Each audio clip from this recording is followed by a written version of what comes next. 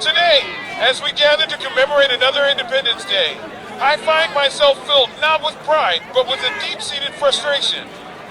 The United States, a nation that prides itself on freedom and equality, is teetering on the edge of its foundational promises. As I stand before you, I ask, independence for who? Freedom for who? Let's begin by examining the state of our nation. Our so-called democracy is crumbling under the weight of corporate greed and political corruption. The recent Supreme Court decision to get affirmative action is a glaring example of how the rights of minorities are continuously being eroded. This decision, championed by a conservative majority, is a slap in the face to decades of progress in the fight for racial equality. It's a signal that the American dream is only accessible to the privileged few, while people of color are left to fend for themselves in a system rigged against them. And let's not forget the staggering income inequality that plagues this country.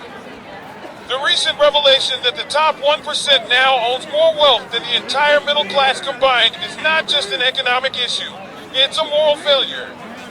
Jeff Bezos, Elon Musk, and their ilk continue to amass obscene fortunes while millions of Americans struggle to afford basic necessities.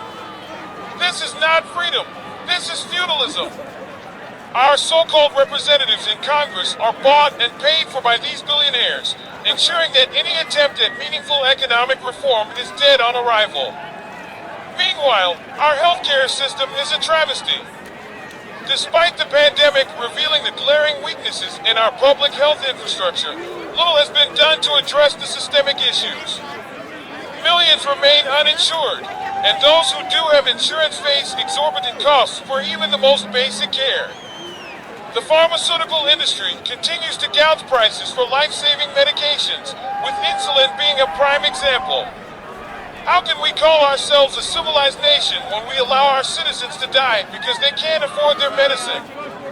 And as we look beyond our borders, the situation is just as dire.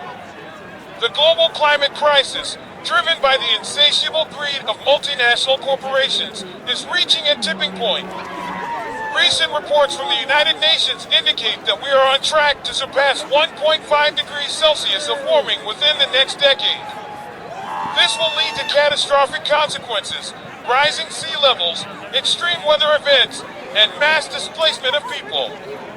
Yet, our government remains in the pocket of the fossil fuel industry, unwilling to take the necessary steps to transition to a green economy. The so-called Inflation Reduction Act was a band-aid on a bullet wound, full of compromises and half-measures that will do little to avert the impending disaster. Let's turn our attention to the global stage. In Europe, the rise of far-right populism is threatening the very fabric of democratic societies. Just look at the recent elections in Hungary, where Viktor Orban's autocratic regime continues to tighten its grip on power. In France, Marine Le Pen's national rally is gaining ground, capitalizing on economic anxiety and xenophobia. These movements are a direct result of neoliberal policies that have left the working class behind, creating fertile ground for the politics of hate and division. In the Middle East, the situation remains dire. The humanitarian crisis in Yemen, fueled by U.S. arms sales to Saudi Arabia, is a stain on our nation's conscience. Millions are on the brink of starvation, yet our government continues to support this brutal conflict for the sake of geopolitical interests. In Palestine, the illegal occupation and systematic oppression of the Palestinian people persist, with the world watching in silence. The recent escalation of violence in Gaza is yet another chapter in a long history of injustice, with no end in sight. And here at home, our so-called justice system is a farce. The recent wave of police brutality, highlighted by the tragic death of Tyre Nichols, is a stark reminder that systemic racism is alive and well. Despite the Black Lives Matter movement's efforts, meaningful reform has been elusive. The militarization of our police forces continues unabated, with more resources being allocated to suppress dissent than to address the root causes of crime and poverty. Let's not forget the assault on reproductive rights. The overturning of Roe v. Wade by the Supreme Court has set back women's rights by decades, leaving millions without access to safe and legal abortions. States across the country are passing draconian laws, forcing women to carry unwanted pregnancies to term. This is not about protecting life. It's about controlling women and their bodies. It's a clear indication that the fight for gender equality is far from over. As we celebrate Independence Day, we must ask ourselves, what does independence truly mean? Is it the freedom to exploit, oppress, and marginalize? Or is it the collective liberation of all people, regardless of race, gender, or socioeconomic status? We cannot continue to ignore the systemic injustices that plague our society. We must rise up and demand a radical transformation of our political and economic systems. The path forward is clear. We need a Green New Deal that prioritizes people over profit and transitions us to a sustainable future. We need Medicare for all, ensuring that every American has access to quality health care. We need to dismantle the prison industrial complex and invest in communities, not cages. We need to defund the police and reallocate those resources to social services that address the root causes of crime.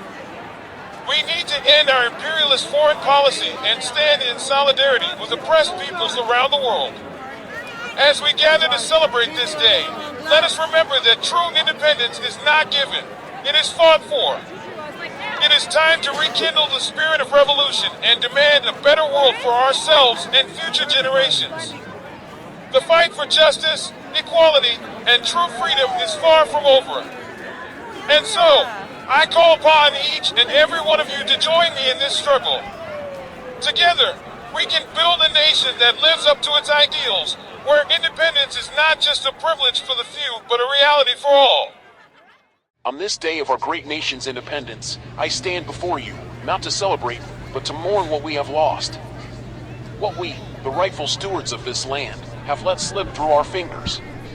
248 years ago, our forefathers declared independence from tyranny, from a foreign power that sought to impose its will upon us.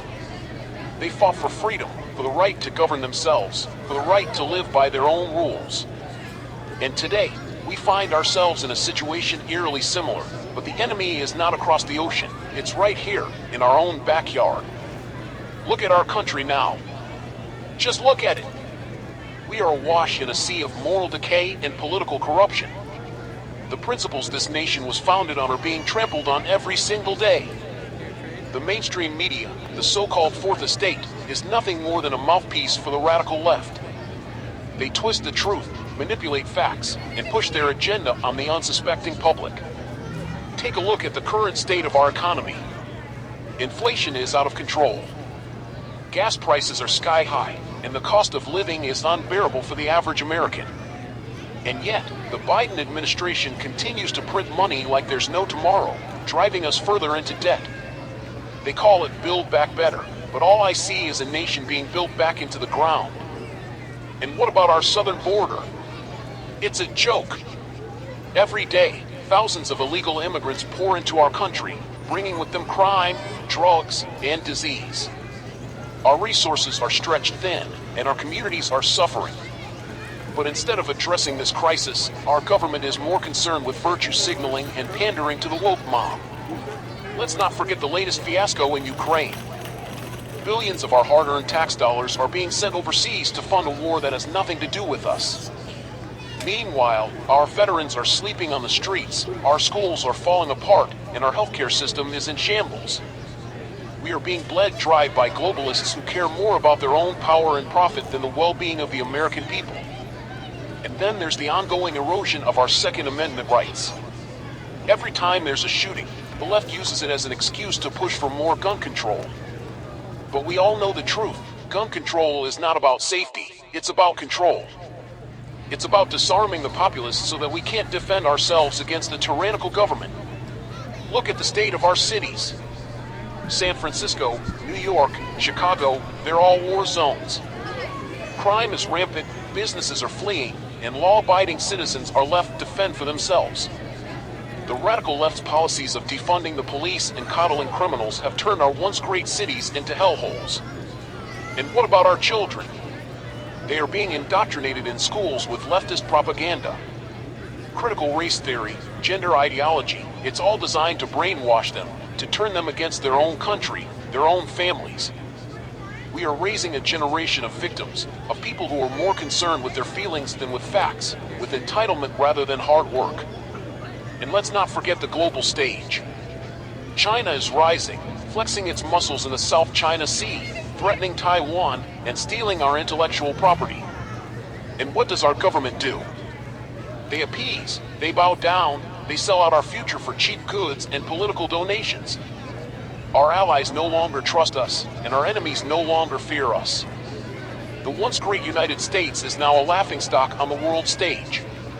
I could go on and on. The cancel culture that silences anyone who dares to speak the truth. The erosion of religious freedom. The attack on traditional family values. The list is endless.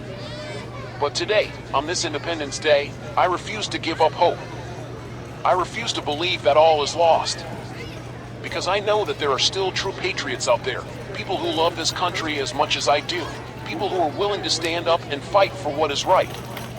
We must take back our country.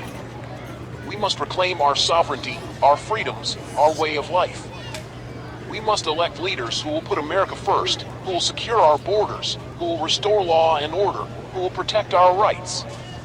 We must rise up against the globalists, the socialists, the radicals who seek to destroy us. This is our land. This is our home. And we will not let it be taken from us. Not without a fight. So, to all of you out there who feel as I do, who see what I see, who know what I know, stand with me. Stand up for America. Stand up for freedom. Stand up for the principles that made this country great. God bless you, and God bless the United States of America. Ladies and gentlemen, fellow Americans, today, as we gather to celebrate our nation's independence, we stand united in our shared love for this great country. On this day, we reflect on the values and principles that have shaped our history and continue to define our future: liberty, justice, and the pursuit of happiness. As average, hardworking Americans, we know the meaning of dedication. We rise early, work tirelessly, and strive to provide for our families and contribute to our communities. Yet, as we honor our past, we cannot ignore the challenges we face today. Our economy is under strain. Many of us feel the weight of rising costs, whether it's at the grocery store, the gas pump, or at our housing markets. We work hard, but sometimes it feels like we're running just to stand still. We see small businesses, the backbone of our economy, struggling to keep their doors open, and we wonder what the future holds for our children. Socially, our nation is experiencing a period of upheaval. Open borders have introduced a complex array of issues. While we recognize the contributions of immigrants who come seeking the same dreams that built this country, we also see the strain on our resources and the challenges of ensuring safety and order. Crime rates in some areas have risen, adding to our anxieties and concerns for our communities. Divisiveness has also seeped into our daily lives. We see it on our screens, in our neighborhoods, and sometimes even in our own homes. It can feel like the bonds that once held us together are being tested in ways we haven't seen before. Yet, amidst this chaos, we must remember that our strength lies in our unity, in our ability to come together despite our differences. But today, on Independence Day, let us find hope in the resilience that has always defined the American spirit. We have faced hard times before, and we have emerged stronger each time. We can do so again.